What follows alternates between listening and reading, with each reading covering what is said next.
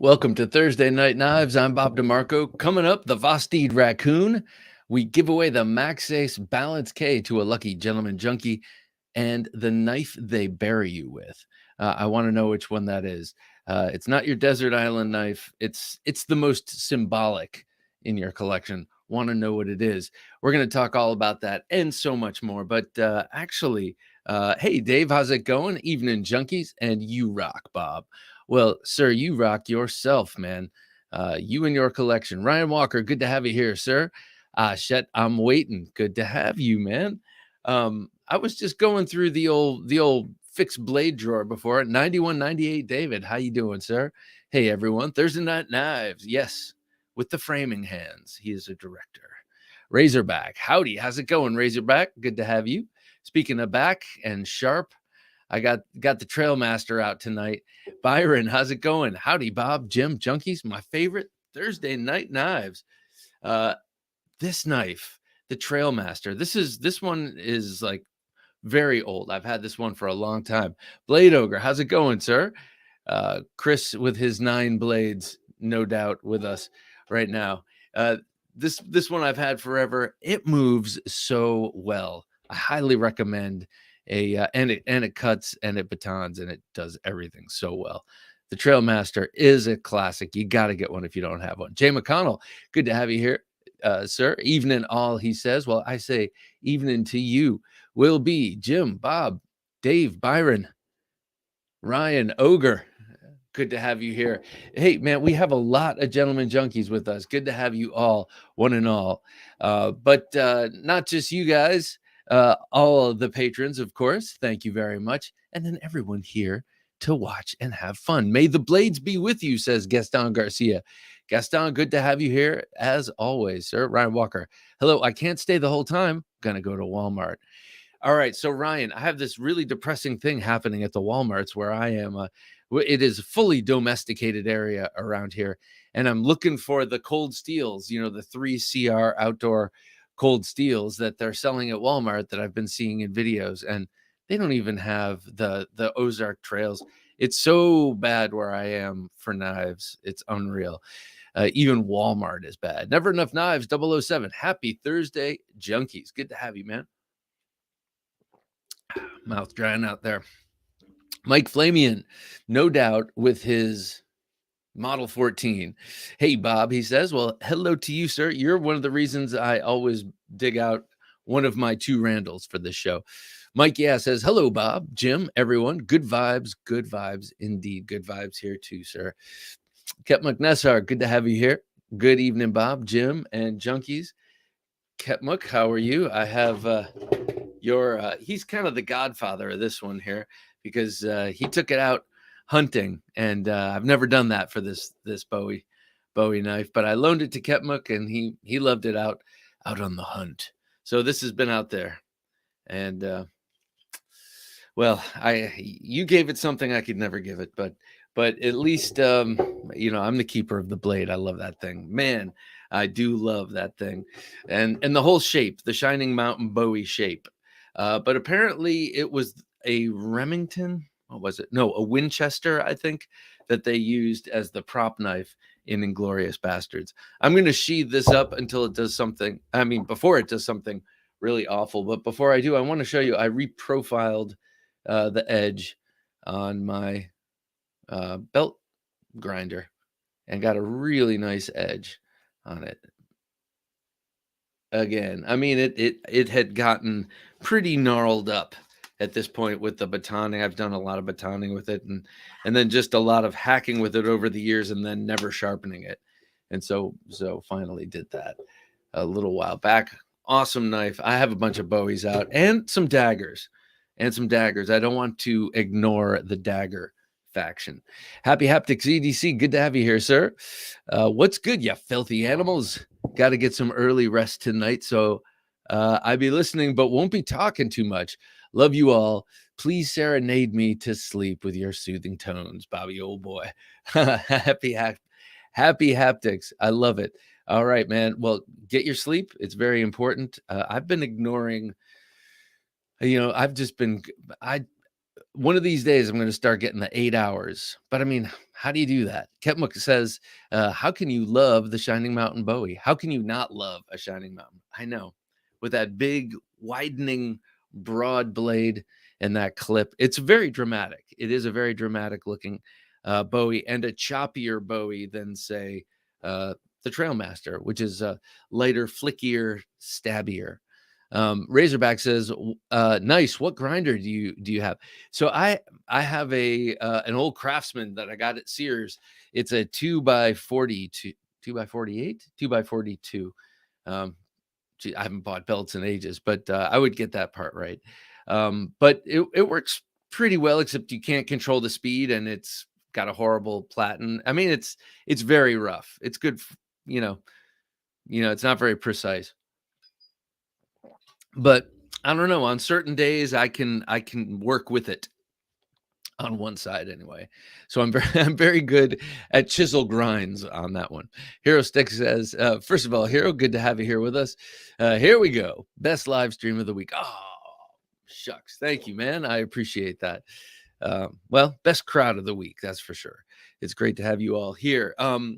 So of everything I have arrayed out in front of me, I do have the one that they'll bury me with. But we'll get to that in a little while. Before I do, one that I have not given much attention to, well, I just haven't had it long enough to do so, is my preferred EDC. I did not carry this one today because I could not find this. I knew it was in the house. I just couldn't remember where I had stashed it. Um, and I don't know why I stashed it, but I found it before the show. I actually ended up putting this in the customs drawer of my chest. I was not expecting that. you know, it's not as if I don't know, man. Maybe it's the maybe it's the age, but I really was happy to have found this again, and have been hefting it around since I've been home. But uh, nice long clip on this, really, really sharp, a very reassuring grip. It feels like it's got a ball on the end just because the center is dominated by this Anzo pattern, and then it widens out. I just love this knife. Hogtooth Knives, Matt Chase. Highly recommend you check him out if you're interested in Bowies and other such awesome higgledy piggledy, as our British friends like to say. Well, I think maybe it's time I do a pocket check.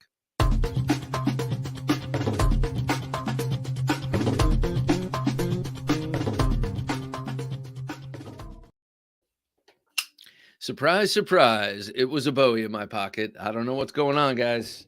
But Off-Grid Cayman. Just love this big, broad, audacious blade. It's got such a straight run there and such a clip down. It's almost like a sax, is what I was reflecting upon today. But then you look at the curved swedge, and it's a Bowie all day long. It's just exotic and sort of straight, sort of point down. Very good slasher for that reason, but also I mean, look at this. Look at just the broadness of that blade and how it widens out on a thrusting on a thrust. Anyway, I had this on me. Didn't use it for anything. I don't think I used a knife at all today. I got to be honest. But had this on me, flipped it a bunch of times, and really, I love the off-grid knives, and this one is such a beauty. The EDC version, by the way, the 3.25 bladed version feels so good in the hand. It melts right in. It's like the perfect sized, small, little big knife. Second up on me, I had the Jack Wolf knives. What Midnight? I always forget the name of this one. Midnight Jack on me. Today, I just kind of did the blind reach into the wolf pack and pulled this one out. And well, I was glad I did. Any one of them I would have been psyched about, but it was nice to not have any idea what I was going to be carrying. So this is what I had on me. Again, didn't use it, but again, pulled it out to appreciate it and also check on that micarta. I have been helping this patina. I did rub a little bit of mineral oil, but you put it back in the Awesome leather sheath they give you, and that suede on the inside tends to soak up the oil and draw it right out of that micarta. So I've just been kind of working it in. Love the triple fluting on the extra long um, bolsters. Those are what do you call it? Barlow style bolsters, the really long, giving a lot of lateral strength.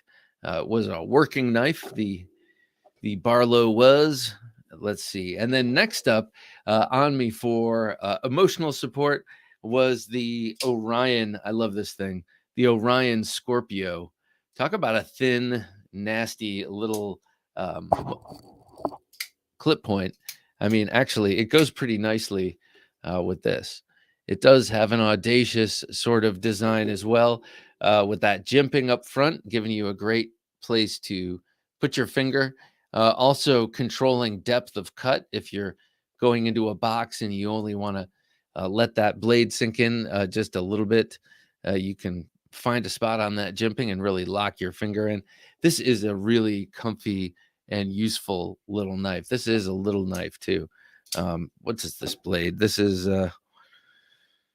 2 3/4 inches, and you got an awesome bearings action here with that flipper, or what do you call that, button lock. This thing is a great knife. I think it's like $80 on his website too, on Orion Knives website. And then last up today, because I couldn't find the ruffian before I left the house, I had the hogtooth Tonto on me. Love this thing. I'll talk about it all the time. I love this grip tex, or I'm not sure what it's called actually. It's alternating layers of maroon G10 with very thin layers of black rubber, or rubberized material, and it gives just a slight grip, just ever so slight, and a beautiful color. I love that mix of the deep red and the black. So that's what I had on me today. What did you have on you today? It's kind of interesting looking at this, how the blade of my fixed blade is like much shorter than my folder. Interesting. That's what I had. What about you? I know Blade Ogre had 9 knives on him because that's what he's doing these days. He's graduated from 8 to 9. I do like knowing that, and hopefully this this gathering has helped. Acid Test Kids, good to have you here. Speaking of fixed blades, I want to get myself a Gerber Mark II. Does someone make one with a better steel? No, I do know that that Gerber has their 70th anniversary of that. Wait, I might be wrong on the year. Maybe it's 65th anniversary of the Mark II out, and it's got gray handles, but a black guard and black blade, I believe it is.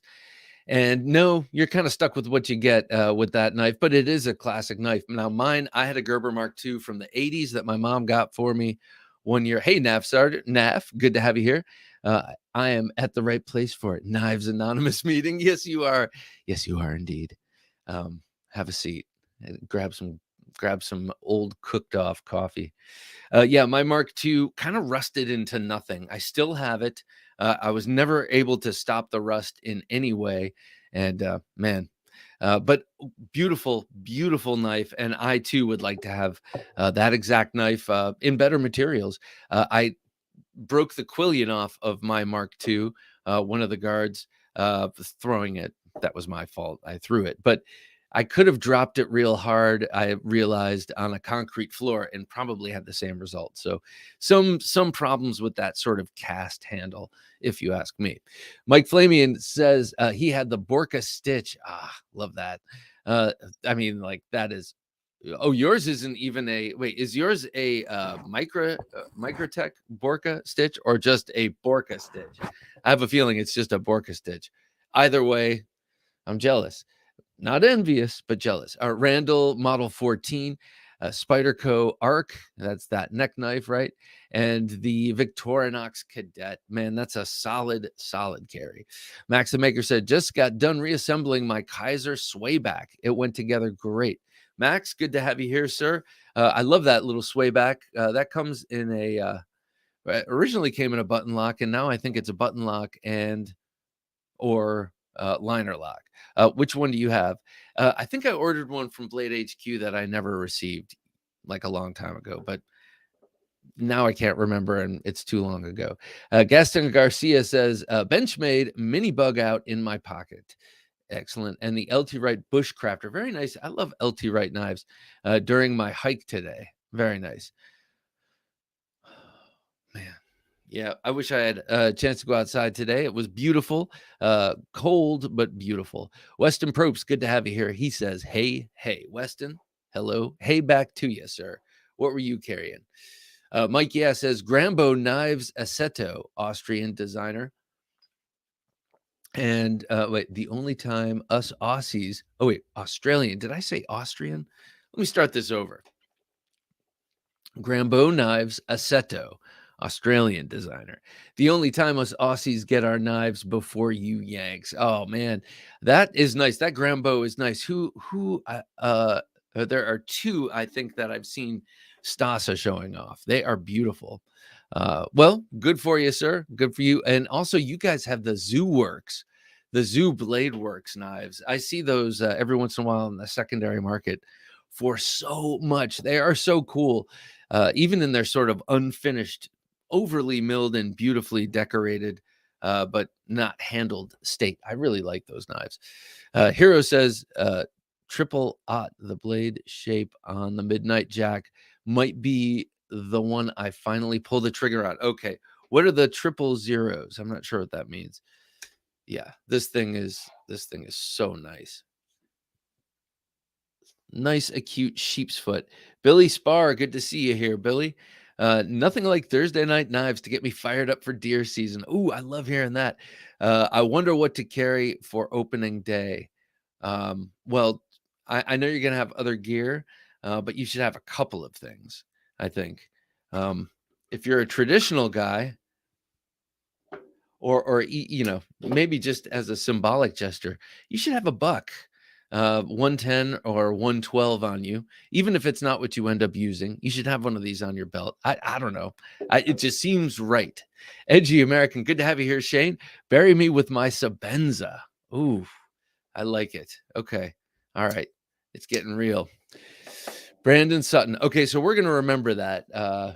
Yeah. And I think Sabenza for a folder is a solid choice. And I don't mean for a folder like in any way. I don't mean anything by it. Brandon Sutton says, good evening. Brandon, good to have you here. Good evening to you, sir. We're talking all sorts of stuff. We're doing pocket check, and then we're going to get to the knife they bury you with.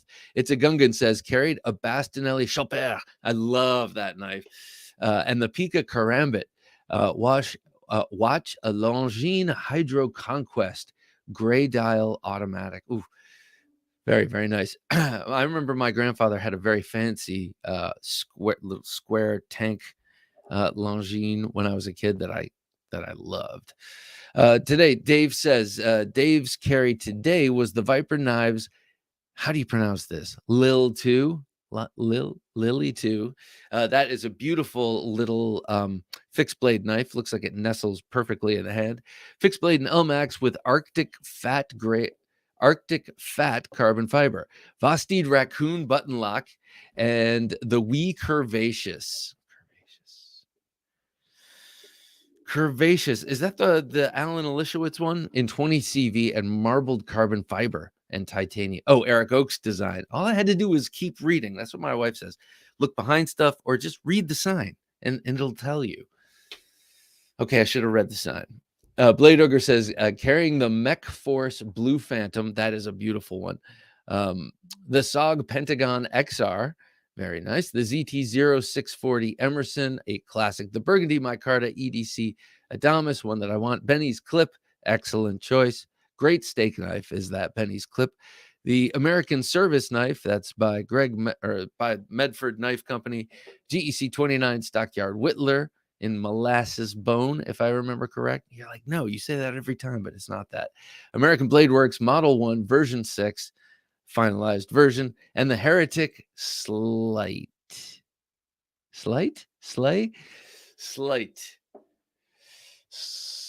what is that word? Sorry. And what does it mean besides really cool knife? So that's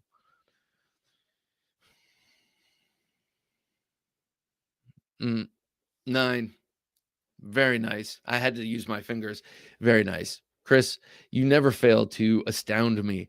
Um, always imagine you in overalls, but that's just because you need that to hold up your pants. Byron says, "Hey Bob, just watched top 10 fixed blades of 2022 video from a retailer. Top Zabo Express you have shown us on Thursday Night Knives. This is my current bedside knife. Took the prize for price, ergo, strength, and single and dual option. Such a good knife.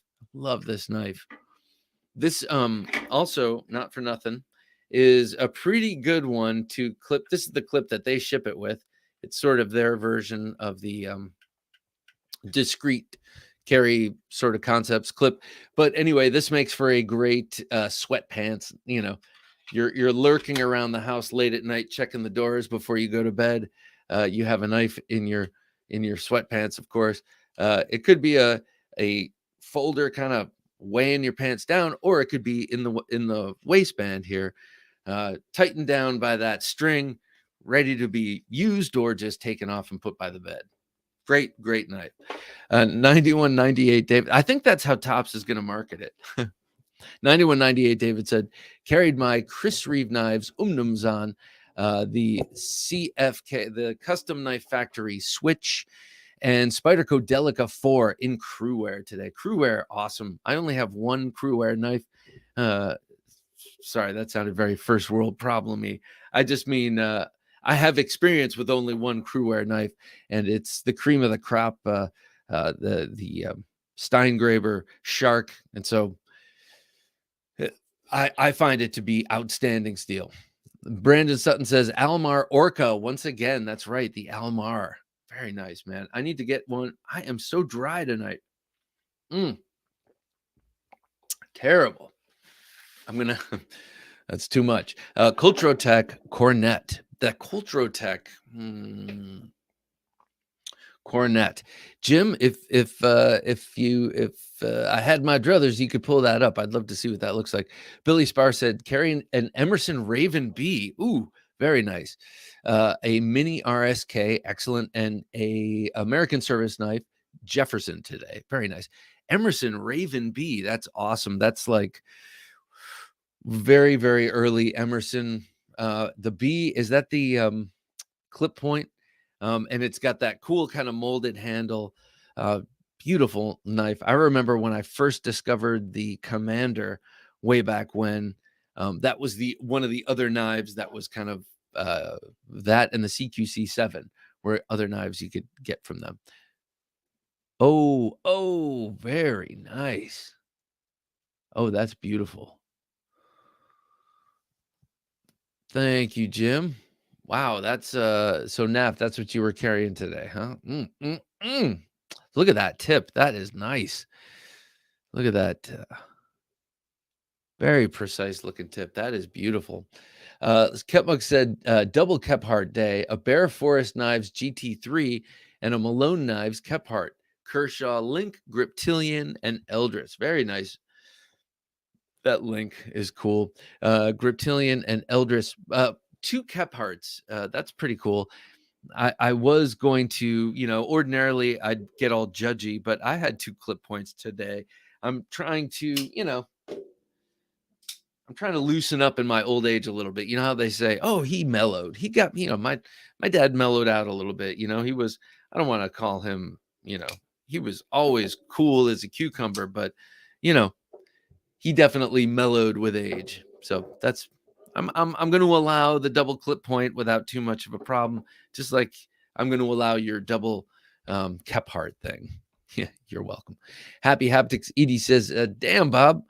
I'm sorry. Happy Haptics EDC said, damn, Bob, one more knife on you, and we're going to start calling you the real Blade Ogre.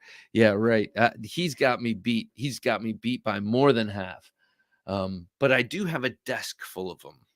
And if I could have a caddy, have a guy walking around like I used to caddy golfers, this could be a knife caddy. You walk around. What do you think for this duel, Jeeves? And he's like, I strongly recommend the sub hilt, and you take it from him, and you do your dirty work. Mike Flamian says, not Microtech. Oh, okay. You the real deal. Very nice. I had an opportunity to hold one of those at Blade Show this year and found it astounding. We're talking about a custom Borka stitch. Just a thing of beauty.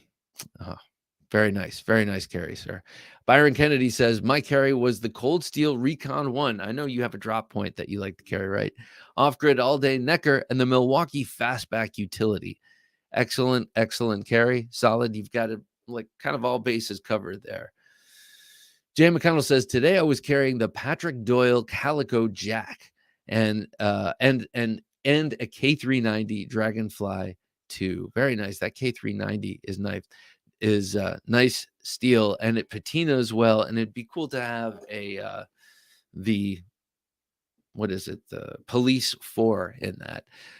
Hero Stick says, carried today the Brian Brown Jaeger M in brown micarta and Moku tie, Kaiser Urban Bowie. Oh, I love that little thing in brown micarta, and my black Swiss Army knife cadet in black Alox. Very nice carry. That Jaeger is sweet.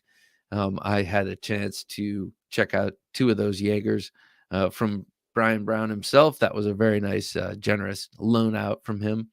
And very, very nice. Flip Solo, good to have you here, Flip. I'm flipping my half-face blades SHPO's Gen 3 folder. Those are not very common. I know he does not make too many folders. I have never had a half-face blades. I would love to have one just to check out for sure. The fixed blade, he does. What is it? It's sort of a not a karambit, but a pick hall style something. But I also love the style of his handles. Weston Probst, good to have you here, sir. I carried the Gerber Zilch and the Tops Tex Creek 69. So what's the 69 refer to? I love the Tex Creek. The Zilch, I can't believe I'm saying this, but what a great Gerber at $20 is the Zilch. I really like that so much. I even got a non-knife friend who I will eventually turn into a knife friend, got him as a Gerber Zilch. Saw him use it. Never Enough Knives 007 Cold Steel Formax Scout, the BGM Quaken, very nice. The Swiss Army Knife Huntsman, and I did some chopping in the yard with a Schrade Bolo. Ooh, I like my Schrade. Oh, it's upstairs. The Schrade Leroy, which I've been banging on outside too. That you buy it, you don't spend so much money, but it's pretty nicely made and it inspires confidence, and you start banging on it and using it a lot. You end up realizing you've gotten yourself a very good knife for very little money. Tom Screen 69 Knife Coyote. Thank you, Jim. But I wonder what the 69 refers to. Now, this one does have a different handle than the one I have. Mine is a more smoothed out, but very cool. Tex 69. Well, one of my favorite outdoor knives is that knife. Hero Sticks. I mean, ooh, like, wow. I don't even remember what that was referring to now, but I oftentimes mean ooh, like wow. Acid Test Kids, flipping my Benchmade 942 with rock scale blue anode mollusk scales by way of Winchester ink. Flipping it. Do you mean you're sitting there hanging out, flipping it and hanging out and using it, or you're flipping it like you just got it and now you're trying to sell it? Mr. VC256 says, good evening, everyone. Today I got a Grimsmo Norse. Oh, I know which one that is. What a thing of beauty. And a Jack Wolf Knives Midnight Jack and my scythe. Ooh, that sounds cool. So the Norseman is the Norseman that you've seen on this channel. Mr. VC was kind enough to loan that to me on its way to him. What a thing of beauty. The one Grimsmo Norseman I've ever experienced. And then the Midnight Jack. Awesome. And a scythe? Is this a Bastinelli sort of weapon, or is this a true like scythe? Dion Page, good to have you here, Dion. Hello, King Junkie, Jim, and all junkies. I'm on my judgment day. I'll surely have cold steel by my side anytime, anywhere. Immortal in my pocket today. Oh, very nice. The Immortal. That's one that I like. The Immortal. I got that from Dave very kindly. Thank you, sir. And I don't carry that one enough. I should. I see Sinkovich in this. James, good to have you here, James Moore. Hello, all. Carry today. Oh. Okay, so this is brand new, and this is beautiful. Hello, all. Carry today is my new Shirogorov Bio, a Sinkovich designed titanium frame lock flipper, thin and light for a large knife. Backup carry is my Sharp by Design Mini Tempest. Okay, so a gentleman through and through, no doubt. But this Shirogorov Bio designed by Sinkovich is really beautiful. The profile is evocative of the zero whatever the one 05. I can never remember these numbers anymore. 0540 CF that he designed for ZT, and then first he did a very special edition. It's got a sort of signature, perfect, sleek Sinkovich, but refined to the nines, and made by Shirogorov. That thing is beautiful. As a matter of fact, are we talking about that? No, we're not. Okay. I thought I was going to talk about that tonight, but what a beautiful knife. Congratulations on that. Okay. Honey Bear 85. Good to have you here, Honey Bear. You had the Steingraber Performance Knives Lamia. Wow, man. I just was talking about him. What a great knife maker this guy is. This guy. Let's see. Transparent 80 20.5. Very nice. Did he do the blade for that? And a Bark River PSK EDC for 3-blade Thursday today. I love this 3-blade Thursday. So the Bark River PSK. What is the PSK? Is that the small? That's a small, easily EDC'd one, I think. Just me. Good to have you here. Just me. Can't believe slip joints are still a thing, he says. There are some people who I'm not sure if this is you, just me, so I don't mean to put words in your mouth, but some people are flabbergasted, quite honestly. Like, we have locking technology. What are you doing with slip joints? Is this you, just me? I'm curious. I could understand it. I can sort of understand it, even though I don't agree with it. I could see how someone might feel that way. I'm going to put this down just in case we ever have to look at that. Oh, beautiful. Kudeman Bowie. What do we got here, Jim? Is that yeah, can't quite. Oh, is this about the Tex Creek 69? Okay. Yeah. What's that say, Sonny? Shane says today's carry was the Yo Jumbo, slumming it. I love it. Yeah, what a lame knife. Tex Creek unit number 69. Okay, I see. They weren't being crude or titillating. They were just being genuine about it and naming it after the plot of land, I guess. Razorback says got the Jutland modified dual flipper Kaiser Inyan Kaiser Swayback and the Tylite 6. Very nice. That was kind of unexpected. I like that turn there. Sharpened an original Mark II recently. Awesome knife. Spartan may be good alternative. Hang on one second.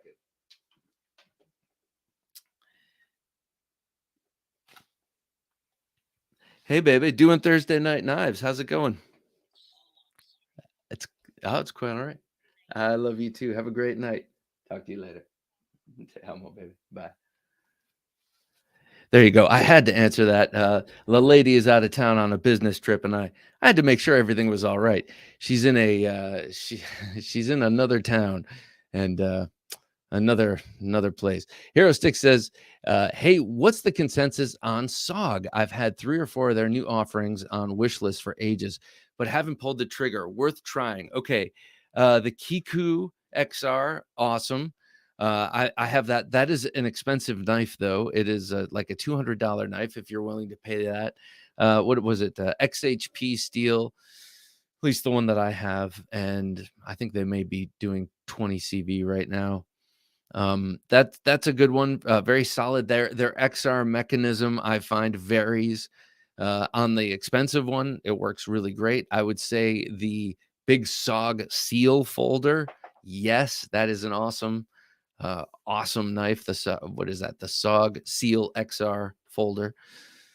But then some of the other ones, and then their assisted opens are pretty good. Um, I don't know. To me, they kind of lost a little bit of the soul when they they did the rebranding that was necessary, but they kind of dropped all the things that made them a classic, awesome brand. Their leather stacked handled classic combat fixed blades, which I guess weren't selling, but what was selling? The crap that they were selling to Walmart at the time, the big box stores, where it had SOG all over the place. Well, that didn't work for them either. So hopefully, well, this rebranding is good, and they have some nice looking knives, and yes, I would say they are worth it. Um, I've had a few of them, and yeah, they are good. But I don't know. There's something about the soul of them has changed a little bit. Maybe I'm just being a flake about it, but I like kind of some of the old school soul from the old SOG. Just me says, I mean, it just might be me, but that's how I feel. Just me says I carried the new QSP Penguin in 20 CV and titanium scales. Wow, China is crushing it. I have one of those right here, and you're right. What a great knife this is, and thin slabs of titanium that they don't have to weight reduce, but have a real solid feel. Very thin in pocket. You forget it's there. They they listed at 3.4, but it feels more like 3.5 or 3.6 inches. But well, let's put an end to the mystery. Yeah, I swear this is 3.6. Um, I love this knife too. And then they have it with the carbon fiber, the aluminum foil carbon fiber handles. Looks so cool, classy. Great knife, and a great example of a company that came on the scene with the $20 parrot, and then and after that they came along with the penguin, um, in the denim micarta and D2 version for $30, and now they've perfected that design and brought it all the way up to a fancy high end version of that. I like that. I like going in that direction. It's sort of like proving the concept on the less expensive knives and then working their way up instead of sort of being presumptuous and starting with a high end titanium thing and then seeing if that flies. It's starting incrementally and small. I kind of like that. Ryan Walker says, "Bury me with my cookery." Nah, bury my bury me naked with other people. Oh, Ryan. Now, like all of these images, yeah. Well, I don't want to bury you at all, Ryan. Stick around for a long, long time, and cook something for us. It sounds like you must be a hell of a cook if you want to be buried with your cookery.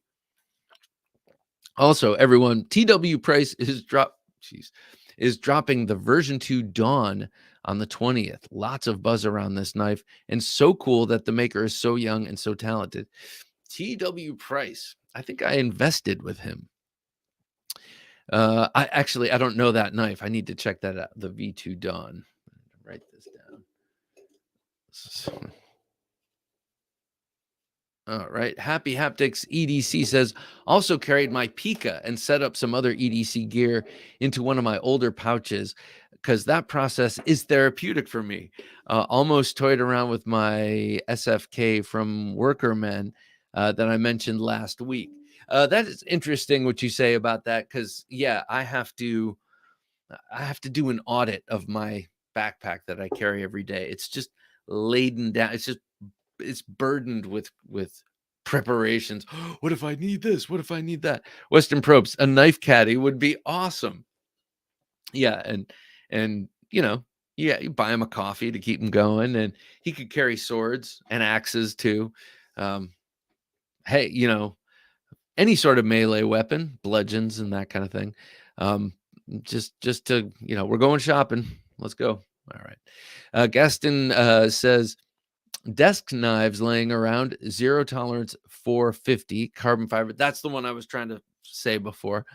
The Kaiser original, very cool. That's the exclusive over there at Mojave, right? The RSK Mark 1, very nice, and the Swiss Army Compact. Oh man, all of these nice things, man. All of these nice luxury items we have. We are lucky. We are lucky. Mr. Beyond the Beard says, "Hey guys, first of all, hey, Mr. Beyond the Beard, it's good to have you here. Hey guys, had the Tucson TS56 Protect TR3 operator. Love that knife. The CRKT Minimalist Cleaver and the Victorinox Compact. What do you think of the cleaver? The CRKT Minimalist Cleaver. That's one shape I've never had from that knife. Weston Probe says, saw a koi knife 2012 and half face on the gun show this past week. I remember koi knives. They had one that was like a little clip point, not too unlike this, though the shape was a little different. But koi, I totally forgot about that. Are they still making knives? This old sword says, next week on Thursday Night Knives, we'll be wearing my cargo pants, tack vest, and Scotty vest to carry out Blade Ogre with 21 blades. Yes. Yes, I want to see that happen. That's got to happen. Let's make that happen. Never Enough Knives 007. The bolo looks more like a barong. It was a whopping $16, but I have to say I'm impressed. Oh, yeah. It's a cool looking. I know which one you're talking about now. And it's got kind of a weird looking handle, but I kind of like it. The way it matches up with the blade. It looks a little funny, but I think it looks cool. And it looks like it puts the blade at a very efficient angle. Weston says 69 refers to the wildlife region in Idaho or something like that. Exactly. Let's see. Yes, I do must say, next week we are not going to have Thursday Night Knives on Thanksgiving. It's just too much for me to manage. I do apologize. I don't mean to be a lightweight, but I plan to be fast asleep on the couch at 10 next week. So no Thursday Night Knives on Thanksgiving. Sorry to say. Hope you all have a wonderful, wonderful time with friends and family. Or Flip Solo says, I'm not selling, I'm playing with mine it's my chair knife. Okay, cool. All right, cool. Because I don't know why that suddenly occurred to me. I'm like, I hope he's not trying to sell that knife because I just might have to buy it. Jay Demeter, good to have you here, sir.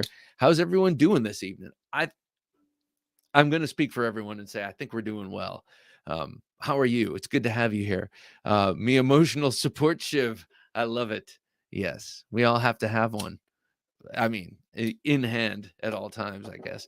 Acid Test Kids, Knife Junkie flipping has a fidget. I'm never selling the 940. Okay, so I got the answer from both of you, and I like it both ways. I want it. Oh wait, can you go? I'm sorry, Jim. I won it in the Jason Brown raffle. Oh wow, it'll remind me to be more kind. That's awesome. That's a good reminder. Mr. VC, the little one from T1 Gear Reviews. Oh, you got 3 to check out some time ago. Yep. That scythe. Those are sweet. Yeah, Tier 1 designed these little Pikal, little nasty little Pikal knives that we showed off here. This old sword said, no blades will be buried with me. Can't take them with me. And cremation is my future anyway. Hot blades are cold steel. I'd say both. Kevin, good to have you here, Kevin Moore. Evening, you bunch of junkies. Bob, that winter beard is coming right along. Yeah, it should be. It should be coming. It should be another week or so. But who knows, man? It won't look as full because most of it's gray. Brandon Sutton, I was watching old lives and Jason Brown's name popped up. Acid Test Kids, and it got me a little bit in the feels. Okay, so I would like to, JN, good to have you here, JN. Put the bat phone on hold. I want to thank a new gentleman junkie, Izzy. Izzy, thank you so much for becoming a gentleman junkie. He's been active, especially recently around here, and it's really cool to have him as a gentleman junkie. Izzy, thank you very much. You will be in the running to win this Maxace this night. We'll do that in about 15 minutes and give this beauty away. This is the Balance-K, and this is brought to you, was brought to me by Dave, This Old Sword Blade Reviews. Thank you, Dave, for your kindness and generosity. It's much appreciated. Oh, and good taste. That also helps, because this is a sweet knife to be able to give away. Mike says, appropriately titled, Bury Me With My Dawson Knives Redemption Bowie. Oh, man. 9 inches of Magna Cut. I need to check that out. I don't think I know. Well, I know I don't know the Redemption Bowie, and I know, but Dawson Knives, they have a couple of knives that I've been seeing. I think it's on Blade HQ. That looks so cool, especially the blade guard and the Quillian and the sharpening choil. It's all really cool looking right around there. Hag 90, good to have you here, Hag. Hi, Thursday night. Hi, the Knife Junkie and the Knife Junkie fans. I have arrived, he said. Man, that did not roll off the tongue for me. Hag, it's good to have you here, as always, sir. Shane says, I'm not a slip joint guy, but I'd take a sodbuster with my Carta scales and a K390 blade. Very nice. I do like sodbusters a lot. Don't need the K390, but that actually sounds nice because that would patina too. That is one thing I like about most of my slip joints, is that they're almost all patina capable, minus my Fox, my foreign produced, and also my Jack Wolf knives, which is also foreign produced, but those do not patina, and if they do, that means something's wrong. Brandon says, if Victorinox released a fee models in 154 cm, I love 154 or 14C, I'd be game for one. Wait, what's a fee models? Wait, I think excuse me, a few. If Victorinox released a few models in 154 or 14C, I'd be game for one. That would be cool. Okay, so I think what Brandon is saying is he's not a Victorinox guy, obviously, and the one thing that seems to be stopping him is the steel, or the mystery steel that they choose. I think that's probably what you're getting at. Blade Ogre says, Boker makes a sod buster in my Carta, but think the steel is N690. Yeah, and you might be able to find, well, who we fooling? I was going to say you might be able to find a GEC, but you have to be Johnny on the spot when those drop. And I think they did sodbusters not that long ago, and then finding them on the secondary, again, Johnny on the spot, and then Rich. So I happened to have gotten my my Carta sodbusters in 2 different sizes from GEC when they dropped and were inexpensive, like under $100, at least for the small one. Honey Bear says, PSK EDC is 2.75, 6.4 overall, easy belt carry. I've come to the conclusion I'm too skinny for scout carry. No matter how small it is, nothing sits right. Yeah, scout, this might be good for skinny guys. I like this. Is putting that's why I started carrying in the waistband, is that it's like a little extra wedge that keeps your pants on in a strange way. And over my adult life, my weight has fluctuated, and it's tend to have fluctuated in the upward angle when I've been drinking, and I haven't been drinking in a while. So I tend to be skinnier now, and now I can put all sorts of stuff in my waistband. And a fixed blade, try that instead of the scout carry. See what you think about that. Edgy American says, just when I don't think Bob could impress me anymore, he answers that phone call. Great man. Huh. Well, got to make sure the lady's okay. Trent Costello says, Trent, good to have you here. I've known a few Costellos. Are you Costello are you the Rockland County Costellos? Top Prather War Bowie. Love the Prather War Bowie. A very cool video, Trent. I'm not sure if you saw it, but Jeff Prather released like a 4-minute video on the Prather War Bowie and how he carries it and how he uses it, and it was very cool on the Tops channel on YouTube. Check it out if you haven't seen it. Anyone who, oh man, I made the best Kydex sheath for my Prather War Bowie. Here's the problem: is that my Kydex sheathing is so inconsistent. I either make really really good ones or just or bad ones, flop ones. So I am of no use, but I did happen to make a really good one for myself, and that was just a fluke. Etsy, I do have to say, I was looking for a leather sheath for a new leather sheath for this knife, my Western W49 Bowie. I want one that can go in, that doesn't have a belt loop, but has one of those studs that sticks out, and so that you can kind of wear it in your belt or slide it in the waistband.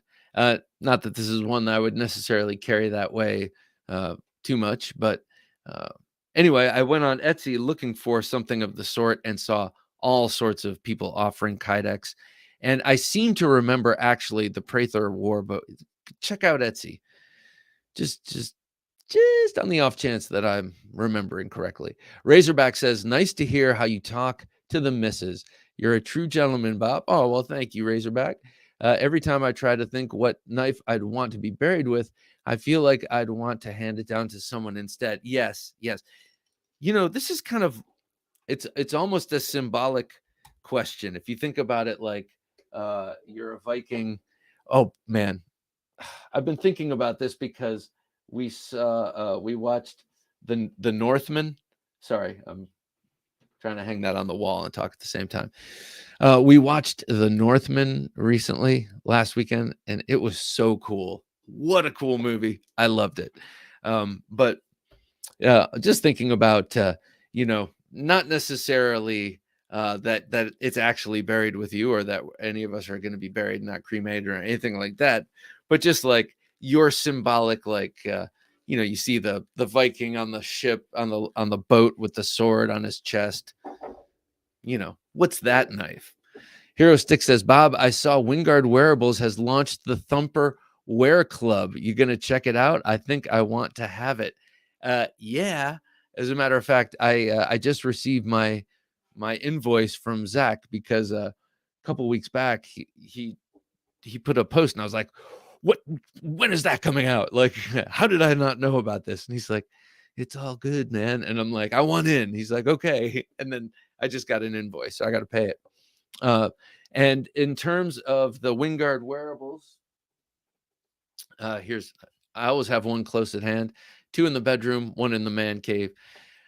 They are not inexpensive, but they're very, very hand worked and handmade. Well, the War Club is all made by Zach because it's all wood with a small metal post insert for percussive purposes. But it is considerably less expensive than the Tomahawks. So that's also kind of exciting. Never Enough Knives 007 says that Thumper War Club is an interesting concept. Yeah, because it's taking that 3-dimensional spherical Iroquois War Club with the spike on it and flattening it out and making it kind of carryable, but still maintaining the profile and that little peg for concentrated noggin knocking. Hero Stick says, Bob, maybe a Thanksgiving short on what knife you choose to carve the turkey. I mean, part of me thinks that something we should all see. Yeah, that is true. However, I'm going to be with my mom, and she will be cooking the turkey, and she will not let me anywhere near it. And rightly so, I would say, rightly so. But she will use her, hopefully, she will use her custom anniversary gift hogtooth knife, kitchen knives to cut that sucker. Weston Probe says Bill Coy retired, I think, but his designs are still made by some companies. I think Boker did a version of that clip point. He is from my hometown, Tulsa, did work cleaning up crime scenes for law enforcement. That's right. That's right. I remember that. Knives were big with first responders. Excuse me, guys. I remember that detail, crime scene cleanup. I was like, oh man, that's got to take a strong stomach and an intense hobby, to kind of get your mind off of what you see. And I guess his knife making was fit that bill. Bury me with my LT Wright knives, next gen and Finch Drifter, both great knives and sentimental value. Gifts from my wife and son. Beautiful. That's what I'm about. Beautiful. Have a nice day. Good to have you here, sir. My RMJ Tactical Shrike. Wait, is this your daily carry to? Let's see. Randall model 12-8 Bear Bowie. By the way, I have not watched that video yet.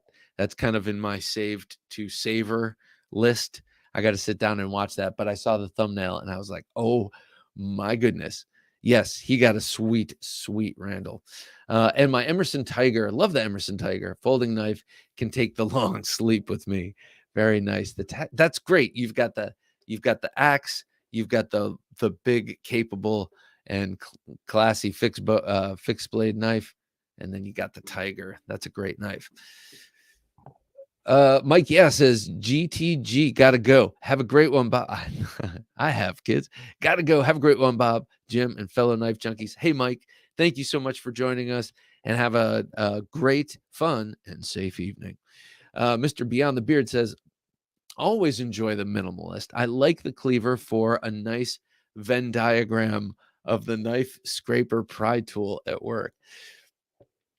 It's funny that you mentioned Venn diagrams. I just heard a very funny audio collage of the vice president talking. She's obsessed with Venn diagrams. Apparently, she's always talking Venn diagrams, and it was one of those compilations where they just keep repeating things. And yeah, that just cracked me up. I get a lot of enjoyment out of some of her speeches. 9198 David said, bury me with my Demco 8020. Oh, very nice. So I can slice and fidget for eternity. The rest of my knives are going to my sons. Very nice. I love that last sentiment. Let them deal with it. But also the 8020, if they get you a little early, you can pry yourself out of that box with that thing too, because it's such a great and robust knife. Hero Stick says, it's so Lord of the Rings, though, to be buried with one's blade. Boromir going over the waterfall with his weathered and tenured sword. Epic, nostalgic, tragic, and awesome. Yes, that whole Shards of Narsil reforging thing, though, I gotta say, I was like, and this has been corroborated by people who forge knives, but the idea of taking those shards from that shattered sword and just kind of getting them sort of hot, like kind of glowing, and putting them next to each other and then just kind of hammering along the seam, that's not going to put a sword back together. I mean, I don't think anything would. I don't know. Am I wrong about that? Wouldn't you have to just take those shards and stack them up and just kind of like just turn them into an ingot and reforge it from scratch? You wouldn't take those shards and heat them up or warm them up and put them next to each other and tap along the seams and make a sword out of it. I'm not crazy, correct? Hollywood Tactical, good to see you, sir. Norseman became Norman. So yes, the Norman French were actually descendants of Vikings. Oh, that's very cool. Did you see that movie? It was awesome. I think you'd love it. Brandon, good to see this. My gosh, man, thank you. I met the guy who made the Barong cold steel base theirs off of, and he wanted a lot of money for it. They did one in wood. Is that the one you're talking about? Made the Barong cold steel base theirs off of, and he wanted a lot of money for it. Man, okay. Well, in that case,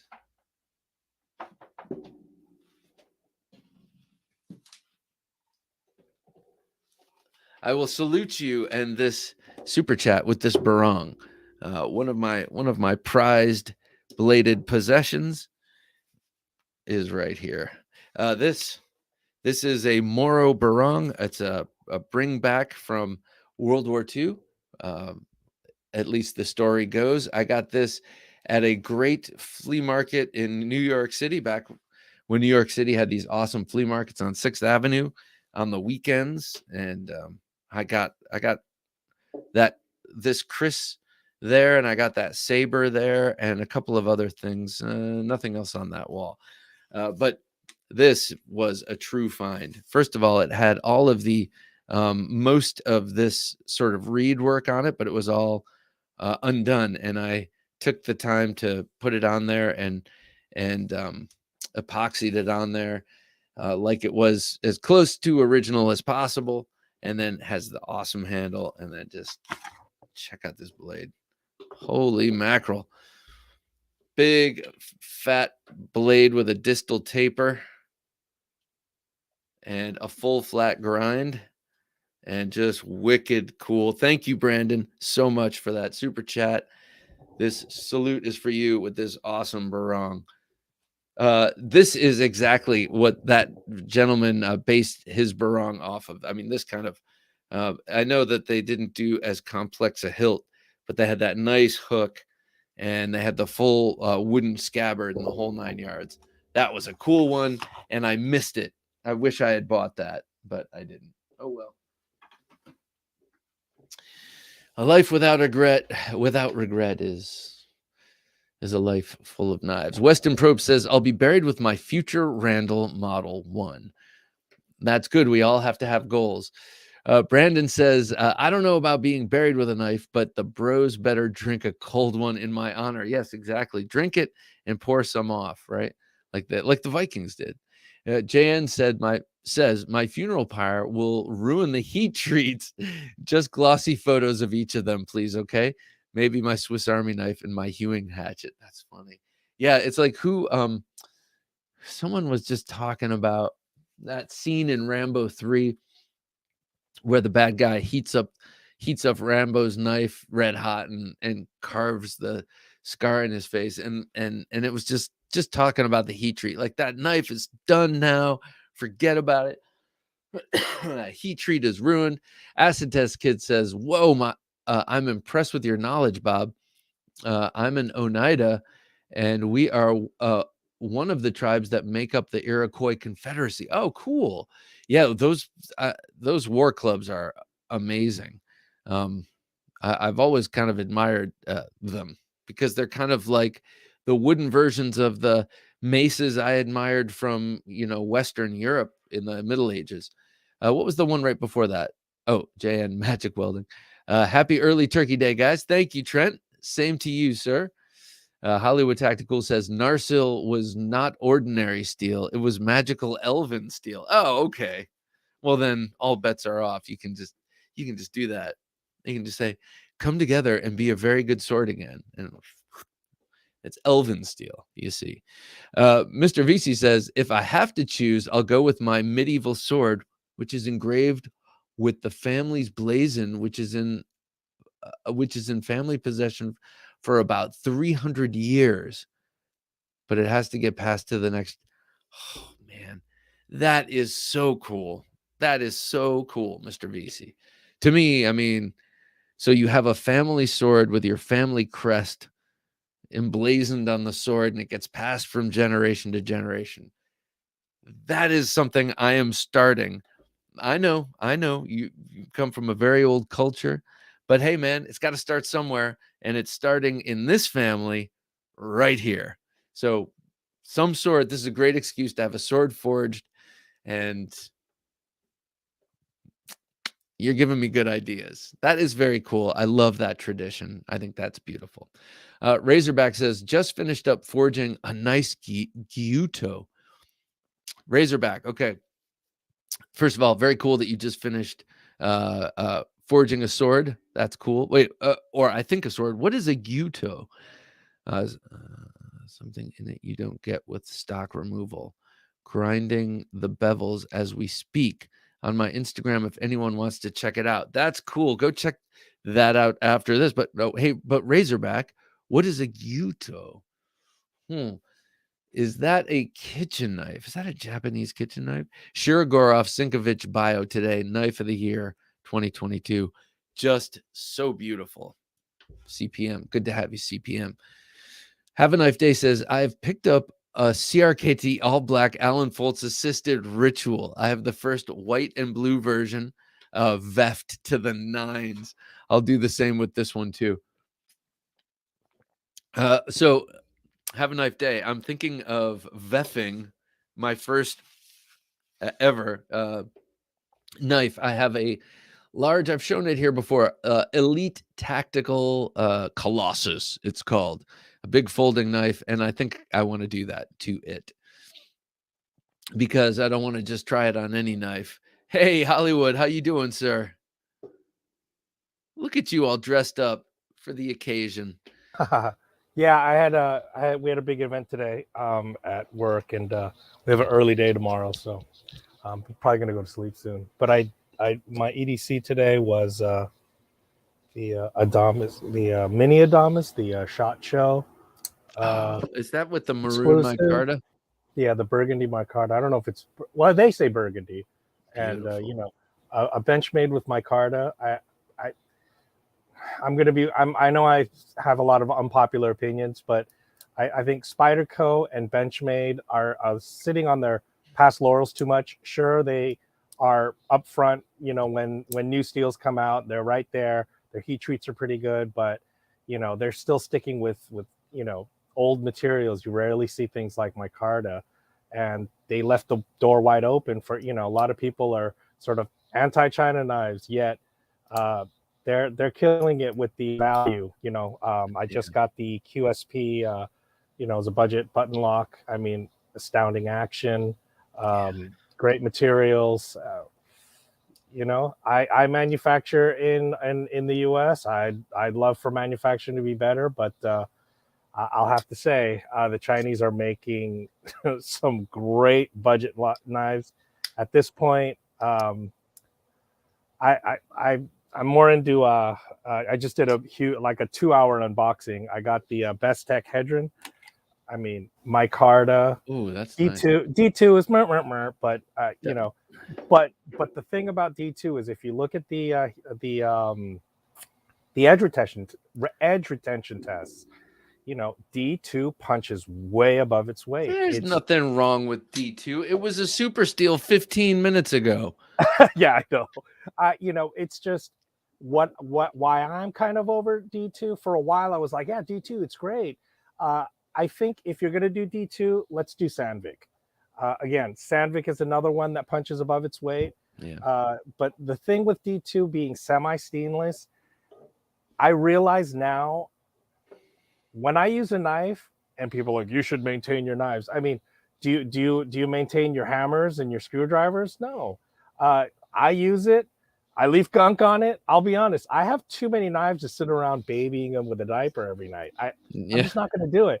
And I pulled out some old D2s that have a couple specs on them because I cut a damn burrito and I stuck it in my pocket and threw it on the dresser and wore a different knife the next day. And I'm just a little bit over D2 because of that. But again, it is a great steel. Yeah, you're right. It was a great steel not too long ago.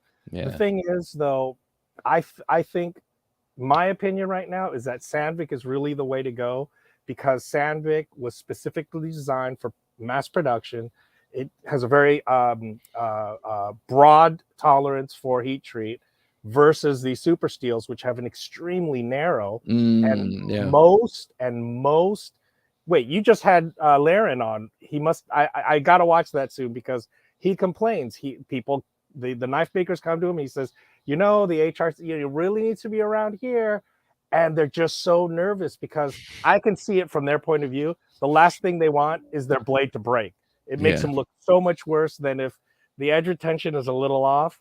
But he's like, but it doesn't work that way. These have very tight tolerances. You have to be within that tiny little range.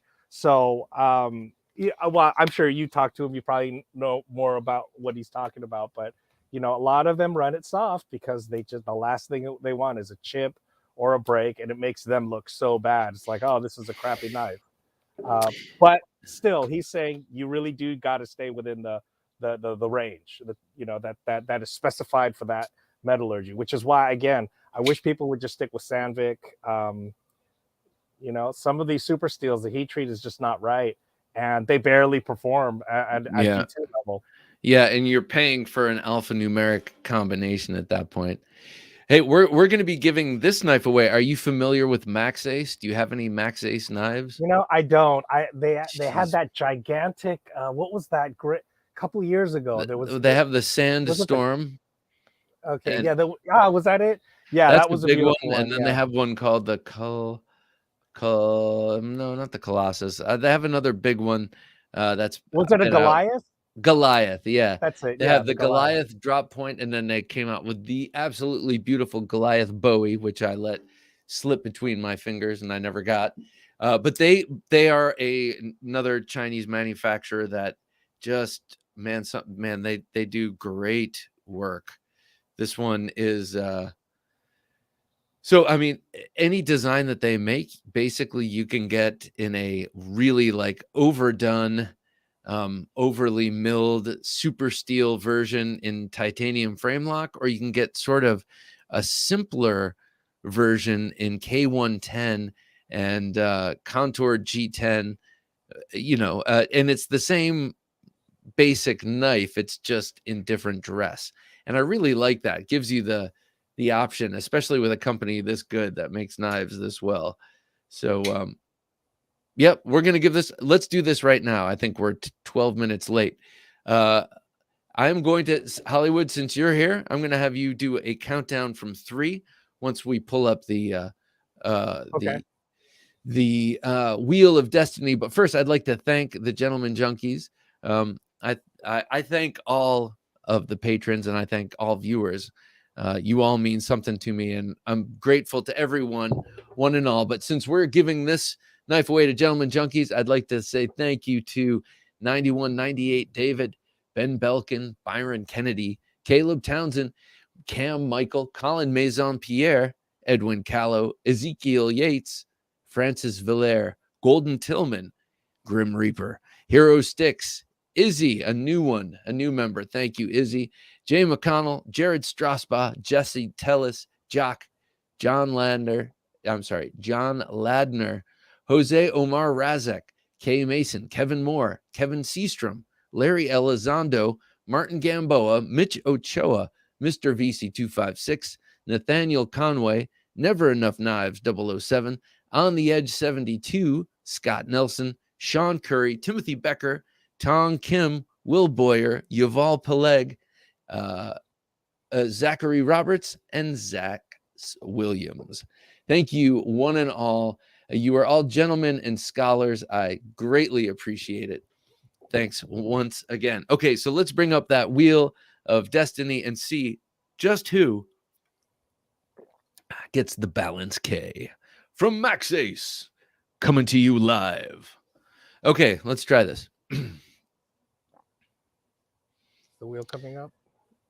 Yeah, it'll be here in a second, no doubt. But actually, while we are, I will take this opportunity to ask you, sir. Oh, okay, yeah. All right, let's have a countdown from Hollywood Tactical. 3, 2, 1, go. There we go. All right, let's see, ladies and gentlemen, where it's gonna land. We don't know, but it is Jose Omar Razak. Jose Omar Razak, congratulations. You have won the Balance-K. As a matter of fact, this is a great opportunity to get your address again because I got something returned that I sent to you. So Omar, please Jose, let me know your address, please. Send me your address to the knife, Bob at thenifejunkie.com, please. Thank you very much. And congratulations, sir. And thank you to Dave of This Old Sword Blade Reviews for donating this to the channel. And I am sad to see this go. I will swab it down with alcohol as per usual, lube it up ever so slightly, put it in the box and send it out. You were going to ask me, have I seen something? I was gonna ask you. You said you were going to say in the meantime. Yeah. Oh! In the meantime, I was gonna show off my knife that I would be buried with, but I'll do that in a minute. I wanted to ask you a question. Yeah. Sure. Last time we spoke, which is a while ago, it's good to see you. Good to have you back. We were talking about budget fixed blade knives. You got any new fixed blade Well, knives? this is one of them, and yeah, I have a whole bunch. I mean, I picked up the this was all part of my Oh, unboxing yesterday that I did. nice. This is the mini tack, is it? Yeah, the mini tack Bowie or Bowie. I guess apparently it's the family called themselves Bowie, so both are wrong. Oh shit! Really? I know. Yeah, it's neither Oh Bowie nor no, Bowie. Apparently, their name is Bowie. the way the Bowie family pronounces it is Bowie. So All all of right, us have been wrong. all So, right. So but who's I'm going to going. change it? Yeah, I'm going back to Bowie I know. and I'm going with Bowie because of David Bowie. You know, yeah. that's I'm what I going grew with up Bowie with. because I grew up in Ohio, and that's what you said. You said a Bowie knife. You didn't say a Bowie Me knife. too. I didn't say Bowie. We said Bowie knife. Yeah. Respectfully, Yeah. respectfully, I'm keeping it Yeah, Bowie. it is what it becomes, in the end, no matter if it's wrong. I mean, that's another little factoid. We Here's it. call it England, right? Because it Yeah. used to be Angla land, but because it's LA, we chopped one of them off and it became Angland. Oh, So whatever the people say, eventually that's what sticks. So that's true. it's Bowie now. Go ahead. Speaking of sticks, Hero Stick says, I got to say, outside of the monthly giveaway, which I love being a part of, the bonus content afforded to Gentlemen Junkies is tremendous. Join us. Hey, man, I couldn't have said it better. Thank you, Hero Sticks. That's awesome. Thank you. Um, Um, not budget fixed blade, but I yeah. picked this up. Have you heard of this? This is by Viper Knives. This is by an Italian maker. It's Oh, called the Fearless. yes, I've It's seen meant to this. be it's meant to be a tactical knife, but I guess because of Italian laws, I think he wanted it for the Italian military, but also because of their laws, I think double edged is out. So Mhm. this is actually a false edge, Ah. which I kind of wonder, kind of doesn't make sense. Then, if that's true, then why make it a double edged style dagger? If it's going to be single edge, I mean, it would function as a swedge, but then if Yeah. that's going to be the case, then just make it a swedge. So Yeah. I feel like it's a slightly confused design. I think it's a knife with an identity crisis, and for the price, I just feel like the fit and finish is not astounding. I hate I'm to say this. If this were made by, like We Knives or something, it would be so much better. And I hate to say that's true. But all right. I have a couple things to say go about ahead. this knife. Mhm. First of Yeah. all, since the moment I saw it, I thought it was pretty fugly. Like that's the Okay. word. In Alabama, it's a damn buoy. Okay, this is okay. Okay. Oh, there we go. But Okay. before we move on to this ugly knife you're holding up, I'm sorry. I want to address that. What I was gonna say is I still like the way it sounds when people like Shane, or and when I mean people like Shane, I mean people who've been saying Bowie knife their whole life. When they say it, it sounds cool. I When I agree. I say like it, it. it sounds Yeah. like me, Trying too hard. yeah, I trying feel too the same hard. way because I try saying buoy sometimes and it feels awkward, but it But does sound more authentic, doesn't it? It sounds more but rustic. it sounds cool when Shane says it, in his voice. Uh, in Alabama, it's a damn And buoy. not Oh, yeah, wait, hang on, hang not on. to mention, yeah, go ahead. Let me finish up with this knife real Mhm. quick. I think it's ugly. I don't like the whole the micarta scale, the whole place where you need it, which is where your thumb is right now. You need that extra width where your forefinger is. They don't Right here, have you it. mean? Yeah, and then they Yeah, add it up top where you don't need it, and I feel right. like that's just to look stylish. I, And there's a reason for every part of how he designed this knife, and I apparently this has something to do with how you stab with it. mhm. This ramp um, is way too high. You see that angle? I mean, I'm double jointed. I have hitchhiker's thumb, and even for me, it's just too high. It's almost like he didn't think of the ergos. I don't.